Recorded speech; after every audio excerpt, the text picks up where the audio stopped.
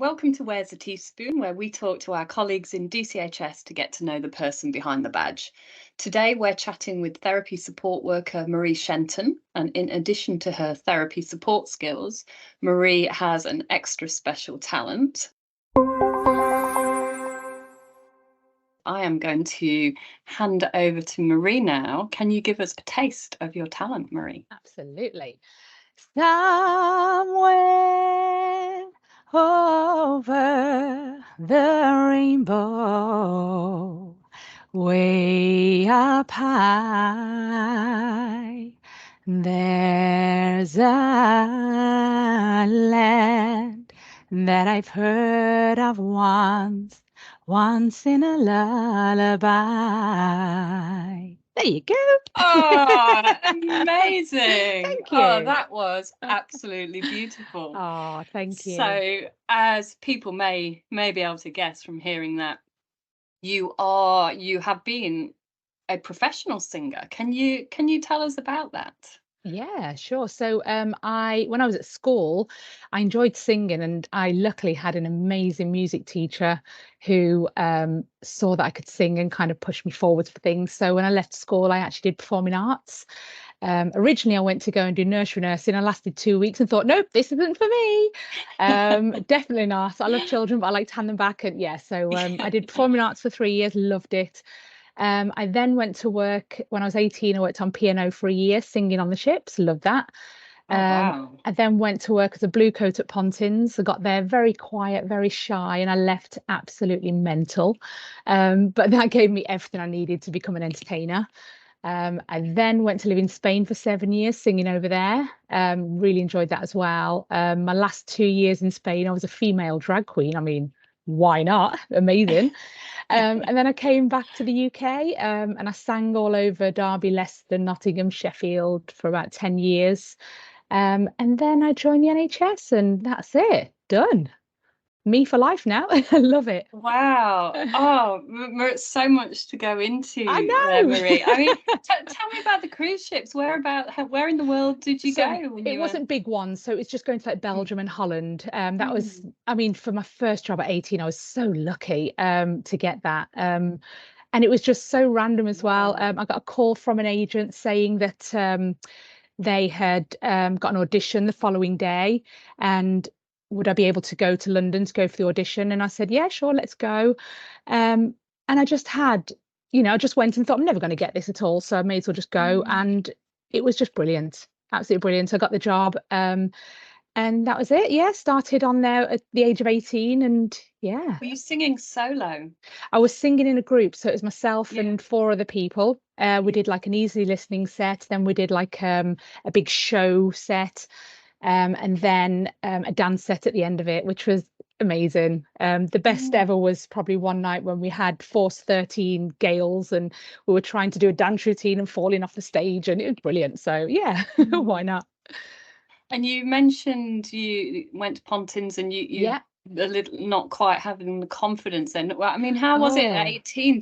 How did you feel being up on stage and Um, performing? it was really good in the way that it was good that I was with a group. There was like five of us, so we kind of, I think, learned from each other, and we got our confidence that way. So, but when I went to Pontins, although I'd sang for a year, Pontins gave me everything I needed for the whole entertainment experience. So I learned how to compare, I learned how to choreograph, I learned how to put a show together, how to DJ, how to host karaoke.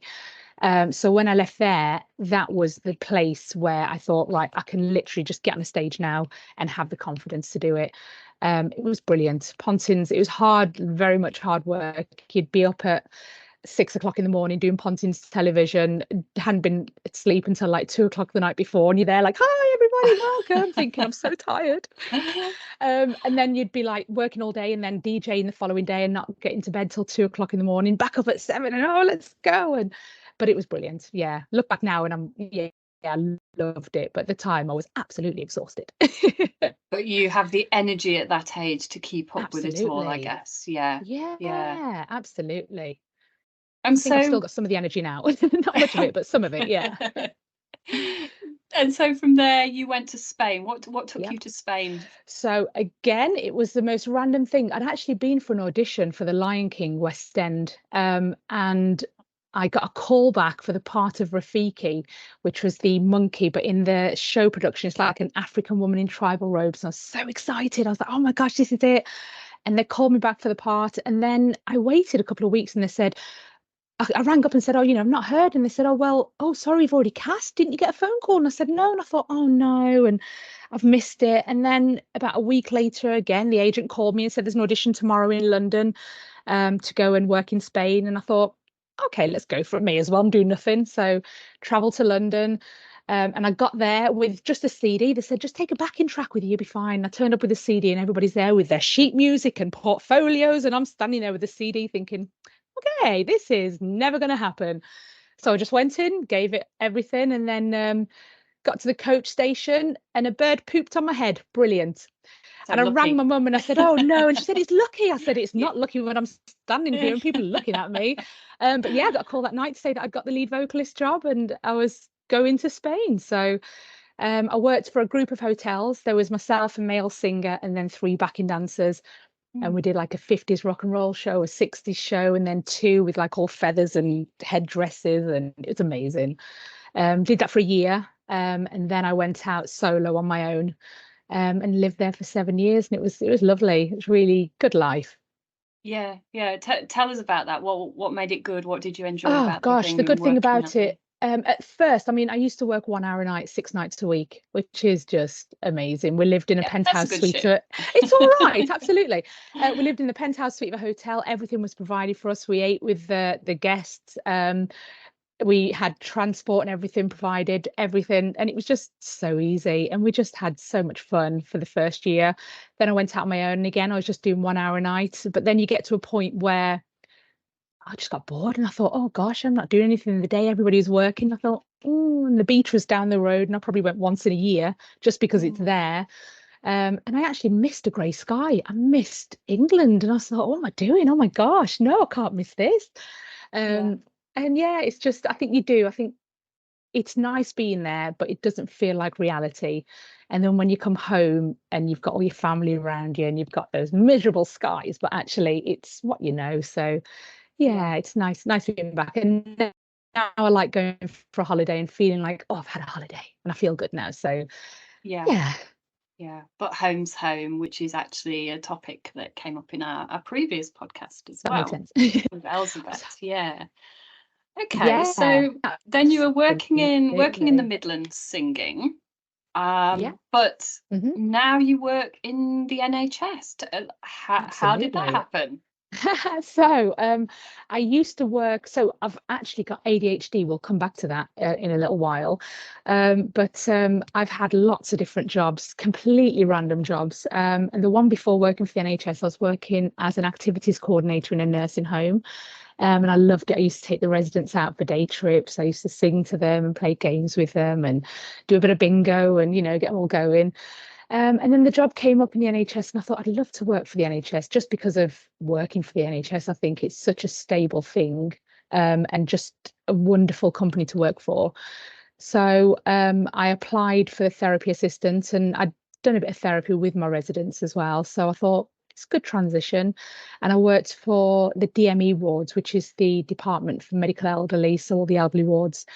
Um, and I did that for about 2 years and I absolutely loved it. I love working with elderly people. I think they're all Mm. fascinating. I love talking to them. And we used to do like initial assessments with them. And I used to say, I'll do it, I'll go and just have a chat with them. And if I could make them smile, make them laugh, that for me was like an amazing day. But yeah, so I started working off in the DME wards. I then went to the discharge team in the hospital. Did that for about a year and a half, and then the job came up working for DCHS in the community. And I thought, oh, I don't know if I could work in the community. It's a big change to working in a hospital. Um, Mm. and I absolutely love it. Oh my gosh, it's brilliant. Every day I wake up, I can't wait to get to work. I work with an amazing team. I work for the rapid response Derby City team, and they're just wonderful. Mm. So I think going from singing, I've actually incorporated a bit of that into my job. I go and see residents, patients in the community. So they've just come out of hospital. They've had like an awful time, they don't want to be in hospital, they've come home, and some of them haven't got family or anything. So when I go to see them, I always try and just lift their spirits a bit. I'll sing to them, I'll have chats with them, ask them a bit about themselves, what they used to do for work, their life. And by the end of it, hopefully, most of the times they're usually smiling. I think, that's amazing to be able to do that. Yeah. I love it. I love what I do, and I love my patients and everything. So yeah, how many people can say they love their job? So lucky. Yeah, yeah. It sounds like you've gone through life loving your work, though. I'm getting that from you. Is I that the have, case? I have. I think I get to a point sometimes where I love it, and then I'm a bit bored now. Again, with the ADHD, I'm bored now. I need a challenge. And Mm, I think this is the first time that I've done something where I actually feel like there's no 2 days which are the same. I'm always challenging myself. As I said, I've got a team that are really good, really supportive. And I feel that this is me for life. I love and I've never said that in any job yeah. I've done, but I absolutely love working where I work. And for the first time, I really do. I love waking up in the morning thinking, oh, good, let's go to work. Come on, let's go and let's get going. And yeah, I think it makes a difference when you work with a really good team. Definitely. Yes. Yeah. Mm. Yeah. So, how many jobs have you had, Marie? How Oh many my jobs? gosh. I've just a few. So I'm 45 years old. I've had over 50 jobs. Wow. Just a Okay. couple, just a couple. Just completely random as well. Literally, I've been a bingo caller. I've worked at Blockbuster Videos. I've worked at dog kennels. I've worked in factories. I've worked in offices. I was a head chef. I can't cook. Don't know how that happened. Karaoke host. Literally so random, completely random. Um, And I think the fire service. I've worked for the University of Derby. Just yeah, everything. You name it, I've done it. I've not been a tree surgeon yet. That's on my list. I think that's and a pilot. That's to come as well. So one day. Um, that is but fascinating. yeah, just completely random. But as I said, I for the first time, I feel like I found what I want to do. I love what I do. And 3 years later, I think this is probably the longest job I've ever had. And Mm, on the 8th of February this year, it's 3 years that I've worked for DCHS, worked in this team. And I'll be there the 30 years anniversary. later. I'll be like, woohoo, let's go. Yeah. 30 years later, let's do it. So yeah, watch this Yeah. space. That's really special to have found work that Yeah, you love so much. You've absolutely. mentioned ADHD. Yeah. Tell us about that and how it impacts you in your life and your work. So I've actually got a jumper on which says ADHD is my superpower, which it is. So I actually found out it was the most random thing. I was visiting the in-laws with my husband, and he was reading a newspaper about a woman who had ADHD, and he was laughing, saying, "Oh, this is you." And I thought, "Oh, okay." And I read it, and I thought, "Oh gosh, this does sound like me." And at the end, it had a tick list. If you can tick 5 of these 20 things, you might have it. And I was like, tick, tick, tick, tick, What tick. kind of Oh my things were gosh. they? Oh gosh, struggling to concentrate, lots of different jobs. I can't even, yeah, memory is awful. I'll meet somebody, they'll say hello, and name's gone completely. My memory's rubbish. But then very talented as well. You pick things up. And this is what I say is my superpower. I can kind of bring things into the conversation that people wouldn't think of. I can think outside the box. Lots of fun as well. ADHD people are lots of fun. And I think with the Mhm. team I'm with at the moment, they're really good because we've actually got a group for neurodiverse. So we've got people with ADHD, we've got people with autism, all over the spectrum. And we all get together and we just have chats about it. And, how's everybody managing? And we'll have a bit of a laugh of something we've done. And it just Mm, normalizes it, I think, a bit. I think people can see ADHD and think, oh, well, it's this or it's that. And actually, it's not. It's for me, as I said, it's my superpower. I love it. I'm the most random thing. I can sit and do a jigsaw puzzle for about 8 hours. I'm hyper focused, and then the next minute I think, oh, I need to do something. What do I need to do? And it's gone. So mm, yeah, completely mm. random, but it's good. Yeah. I love the way you embrace that. You are your positivity. You have Yes. the listeners won't be able to see this, but you have this beautiful big smile, and your Ah, positivity is really infectious. thank you. So talk to me a little bit about that. Is that something you've worked at in life? Mm. Yeah, I think So I actually found something about, oh gosh, about 10 years ago called the law of attraction. And honestly, I think this should be taught in all the schools for all the children and everything. I love it. So it kind of says that you're a magnet. And if you think negative, you're attracting negativity to you. If you think positive, you're putting it out there, you get positivity back. And I heard about this about 10 years ago, and I thought, right, you can ask the universe for what you want. So I thought, I'm going to place my order. So I thought, I know, I'm going to ask for £10,000 out of thin air. I don't want to work for it. I just want it to be given me, and that's it. And that's what I want to do. And then if it happens, I'll believe it. And then a couple of months later, I auditioned for Deal or No Deal on TV, and I got on, and I won £10,000. And it Wow. actually sent me crazy. And I thought, oh my gosh, this is mental. I should have asked for 1 million, obviously, but there you go. But yeah, 10 grand Next out of thin time. air. I thought, wow. Um, Mm, but for me, I don't see money as money. I kind of see it as if I can make somebody happy, if I can buy somebody a coffee and make them smile, if I can buy somebody some flowers and make them smile, that to me is worth a lot more than paper. It's mm. and I believe that the more good you put out there, the more good you get back. I'm always very positive with everything I do. And I find that being positive, you just get so much more positivity back as well. And Yeah. yeah, I'm very lucky. As I said, I think waking up in the morning, my 89-year-old father-in-law, I say, how are you today? And he said, I woke up again. And I'm like, there you go. Bonus. Yes. There we go. And that's the way to embrace every day is a positive, definitely. Always something to be grateful for. Absolutely. Absolutely. Yeah. So you just mentioned deal or no deal. I mean, Yes. Maria, I have to ask you, what has been your most showbiz experience in your life? I think just me in general, really, just walking around, people saying, "Oh, you Beyonce." I'm like, I'm not Beyonce. I just want to be a normal person. I went to do, oh gosh, I went to do, it wasn't X Factor at the time, it was Pop Stars Oh yeah, back in the yeah, day. I remember And that. I did that. But I actually walked out. I didn't like it. There was a woman there who was, bless her, she wasn't the full ticket.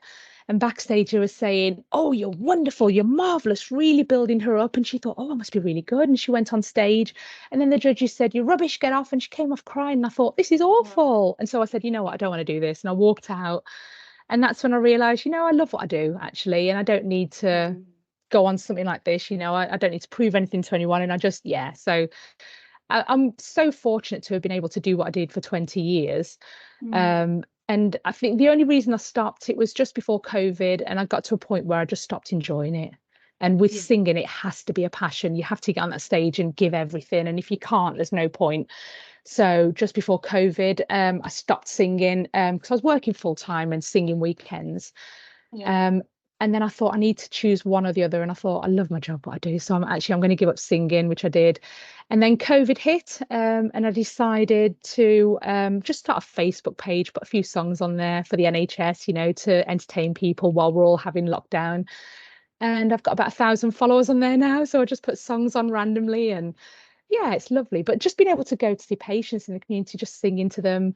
I went to see some patients today in a nursing home, um, and they've got a piano there. So I've just got my piano out about a week ago and thought, let's start learning some songs. And I was there singing some songs from today, and they'd brought more residents out, and they were like, "Oh, they've all Um, come to see you." And I was like, "Okay, let's do it."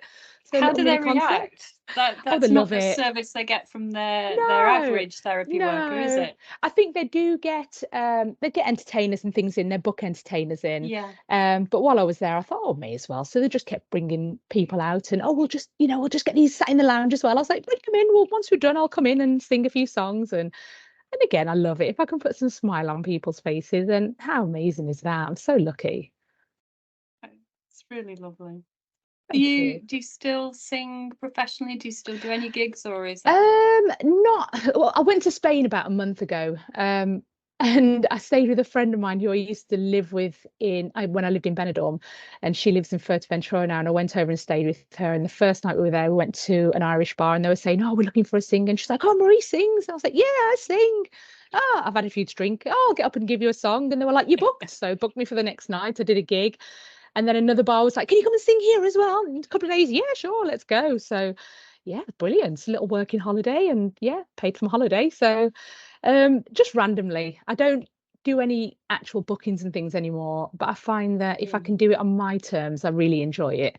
It's when it's kind of set out and right, okay, I've got this booked in, I start getting anxious and oh gosh, what if I'm ill and what if this happens? And whereas Mm. if it's just random and spur of the moment, I love that. So yeah, Yeah. Yeah. yeah. Oh, Marie, that is what a fascinating life. Is there anything else you'd like to tell us about your life experiences? Um, my life experiences, I don't know. Just I think I've just been really lucky. Mm. I think I've been so lucky in life. But again, I think it's how you take life as well. I think everybody has things they deal with, and I think everybody goes through things, and it's how you deal with it. And I think that's the way to kind of go forwards is if you deal with it in the right way and think, right, okay, this has happened, but actually I'm going to think positively. And eventually, I saw something the other day and it said every time I thought that things were going bad, it was actually pushing me towards something even better. And it's so true. Again, it's that positivity of thinking that's so true in life. And I think it's happened to me so many times where I thought, oh, I really wanted to do that. I wanted to do um, Lion King, and actually I went to Spain Mm. instead. So if I'd done that, I wouldn't have been able to go there, and it's led me Yeah. on so many things. And yeah, again, it's just so lucky.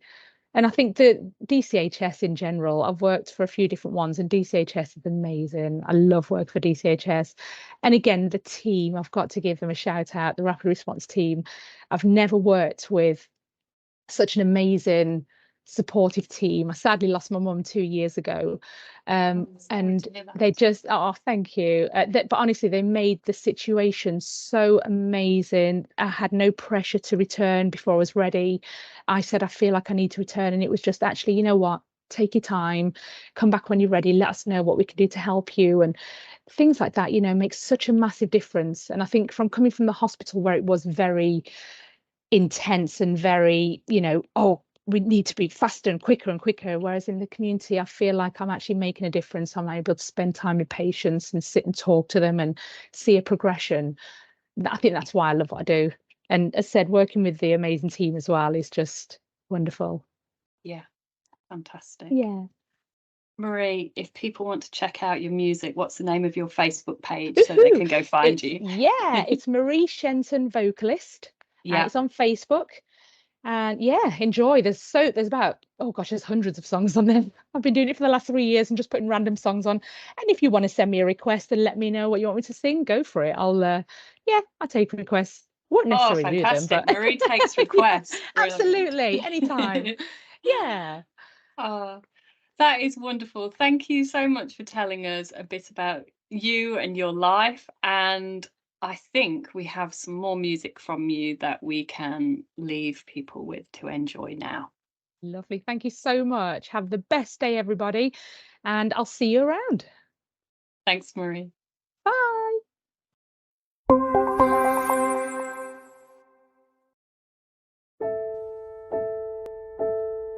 Tell me, what does it look like in heaven? Is it peaceful? Is it free like they say? Does the sun shine bright forever? Have your fears and your pain gone away? 'Cause here on earth it feels like everything good is missing since you left. And here on earth everything's different. There's an emptiness. Oh, I hope you're dancing in the sky, and I hope you're singing in the angels' choir, and I hope the angels know what they have. I bet it's so nice up in heaven since you arrived. So tell me, what do you do up in heaven? Are your days filled with love and light? Is there music? Is there art and invention? Tell me, are you happy? Are you more alive? 'Cause here on earth it feels like everything good is missing.